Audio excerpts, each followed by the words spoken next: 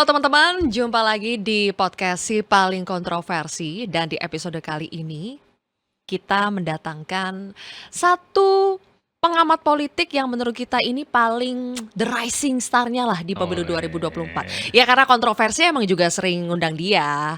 Kita julukin narsum kali ini, dia adalah dosen UIN Syarif Hidayatullah, dosen politik. Sering sekali kita undang dan kita juluki si paling lambe politik.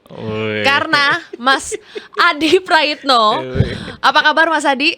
Baik, Julia. Kita julukin si paling lambe politik karena lu emang lambe banget, Mas. Iya ya. Mulut lu tuh pedes banget itu kalau kita jadiin narsum. Lu ngitung nggak berapa kali kontroversi ngundang lu jadi narsum?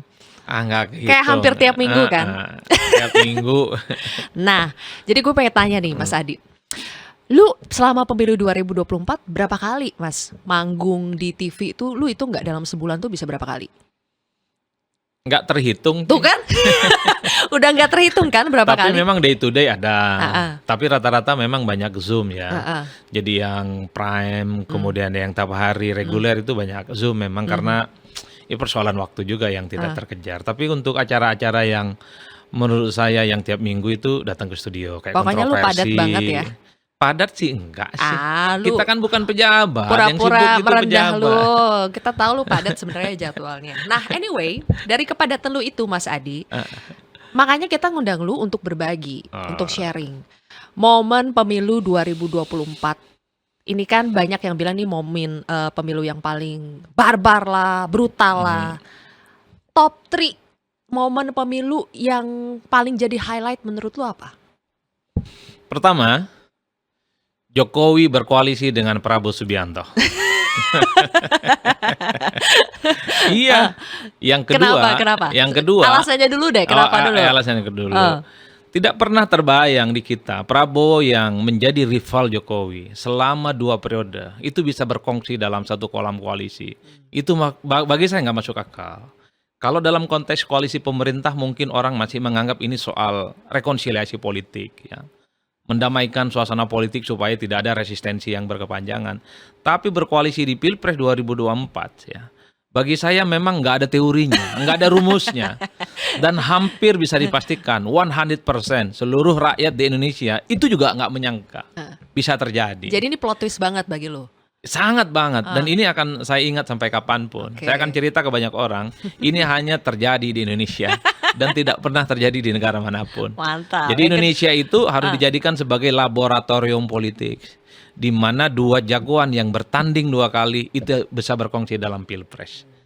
Yang kedua, Jokowi berseberangan dan berhadapan dengan PDIP. Seru nih. Kebayang nggak? 1 dan 2 Jokowi terus nih Mas Adi. Gila, lambe banget loh.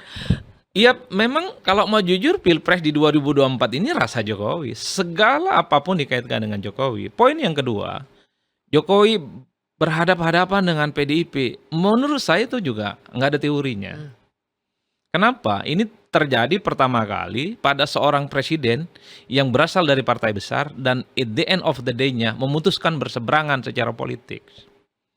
PDIP kan cukup tricky kepada kadernya yang tidak tegak lurus, yang tidak sami'na wa ta'na, dipecat, diberhentikan. Budiman aja dikirimin pos kok pemberhentiannya, tapi pada Jokowi tidak. Yang ingin saya katakan adalah ketika Jokowi misalnya merestui anaknya Gibran maju, disitulah kemudian tata letak di mana hubungan antara PDIP dan Jokowi berakhir. Sekalipun per hari ini Jokowi masih kader PDIP secara formal, tapi suasana hati, kepentingan politik, lirikan matanya, tarikan nafasnya udah tak PDIP banget. Waduh, udah Betul partai nggak? apa dong sekarang Jokowi? Dan ini juga termasuk yang menurut saya hampir bisa dipastikan 100% seluruh rakyat di Indonesia ini tidak menyangka 23 kebersamaan, 23 tahun kebersamaan Jokowi dan PDIP. Wali Kota Solo 2 kali, Jakarta sekali, Pilpres 2 kali. Tiba-tiba harus pisah jalan, coba bayangkan. Itu nggak ada teori politik yang masuk? Nggak nemu saya, nggak nemu. Selama menjadi dosen politik bertahun-tahun? Saya nggak nemu, saya nanya orang yang umurnya 60, 70, nggak nemu itu dimanapun. Makanya saya akan ingat betul ini. Ada satu peristiwa politik yang menurut saya luar biasa banget di Indonesia. The one and only di Indonesia. Mantap. Yang ketiga? Yang ketiga, Gibran bisa maju. Oke. Siapa yang bisa menyangka? Undang-undang pemilu jelas. Syarat umur pencapresan itu minimal 40 tahun. Bahkan presiden saat itu pun mengatakan kalau mengaitkan Gibran dengan Pilpres, belum cukup umur, belum cukup pengalaman, undang-undang belum diubah, dan seterusnya. 100% juga rakyat Indonesia meyakini Gibran tidak akan bisa maju. Tapi disitulah kemudian putusan Mahkamah Konstitusi yang 90 itu adalah titik gempa huru-hara politik yang sesungguhnya. Karena ditengarai Presiden punya intensi memajukan anaknya, sang putra mahkota untuk tanding di Pilpres 2024. Disitulah kemudian PDIP dan partai-partai politik yang lain di luar kubu nomor 2, kalau bikin judul makalah ataupun judul berita, Pilpres 2024 rasa Jokowi. Padahal tidak ikut bertanding ya, bukan peserta pemilu. Memang nggak ikut bertanding, tapi semua ini dikaitkan dengan manuver politik yang dilakukan oleh Jokowi. Jokowi berpisah dari PDIP, Jokowi berkongsi dengan Prabowo, Gibran bisa maju melalui putusan Mahkamah Konstitusi. Ini semua dikaitkan dengan Pak Jokowi. Terkait dengan kebijakan-kebijakan politik yang lain, yang saat ini misalnya juga digugat di Mahkamah Konstitusi, politisasi bansos, dan seterusnya, dan seterusnya. Itu juga dikaitkan dengan Pak Jokowi. Oke. Mas Adi, lu bilang kan nggak ada ya Atau mau teori. ditambahkan lagi? Apa? Apa Ada lagi? aja. Ya, pemilunya paling brutal. Itu mah udah banyak yang ngomong. Udah ya. banyak kan? Cuma gini Mas Adi, kan lu bilang kalau nggak ada tuh teori politik yang bisa menjelaskan 3 peristiwa ini. Tapi boleh dong lu bikin analisa, ini kenapa semua ini bisa terjadi? Orang-orang bilang Presiden Jokowi berubah. Tapi ada yang bisa menjelaskan nggak berubahnya itu kenapa sih? Menurut lu tuh kenapa? Akar masalahnya itu apa?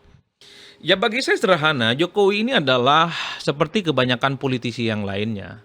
Pertanyaan untuk menunjukkan impresi dan intensi politiknya sebagai presiden cukup powerful dan cukup determinan untuk menentukan bagaimana konstelasi politik yang berkembang di sebuah negara. Di Indonesia, mengingat posisinya sebagai presiden. Nah yang kedua, Pak Jokowi kan sebenarnya ingin menunjukkan juga kepada siapapun, terutama kepada PDIP, bahwa Pak Jokowi itu bisa jauh lebih besar dan jauh lebih hebat dari sebutannya sebagai petugas partai. Makanya kemudian orkestrasi politiknya itu di luar batas-batas kemampuan yang kita bisa tangkap selama ini. Manuvernya di tikungan tajam semua.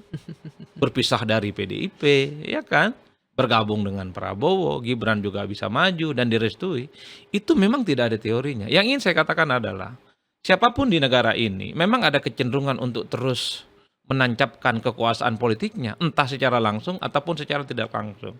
Kalau secara tidak langsung kan berkongsi dengan Prabowo Subianto, tapi secara langsung menunjukkan bahwa Pak Jokowi ya bisa merestui anaknya untuk bisa maju di 2024. At the end of the day-nya yang ingin saya katakan adalah, Pak Jokowi juga ingin melihat bahwa setelah tak lagi jadi presiden, Jokowi ini terus diperhitungkan sebagai politisi yang paling berpengaruh, paling determinan, dan paling diperhitungkan oleh para politisi dan seluruh rakyat Indonesia. Oke. Makanya tak mengherankan setelah Pilpres sekalipun Pak Jokowi masih dikaitkan dengan ketua umum partai. Iya. Jadi kalau ada sebutan, kalau Pak Jokowi itu maestronya politik Indonesia saat ini, lu setuju gak Mas? Tergantung cara melihatnya. Bagi pendukungnya disebut dengan maestro.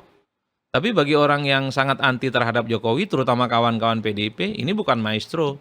Tapi itu dianggap sebagai pembangkangan dan pengkhianatan. Dan Pak Jokowi juga disebut sebagai satu-satunya presiden yang bisa menghabisi oligarki kekuatan partai. Dulu semua orang masih cukup takut dengan elit-elit partai. Ketika ketua umum berfatwa, semuanya tak ada yang boleh melawan, tegak lurus dan berbaris secara rapi.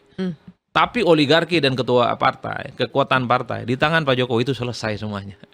Mas, Partailah yang tunduk kepada Pak Jokowi itu. aduh.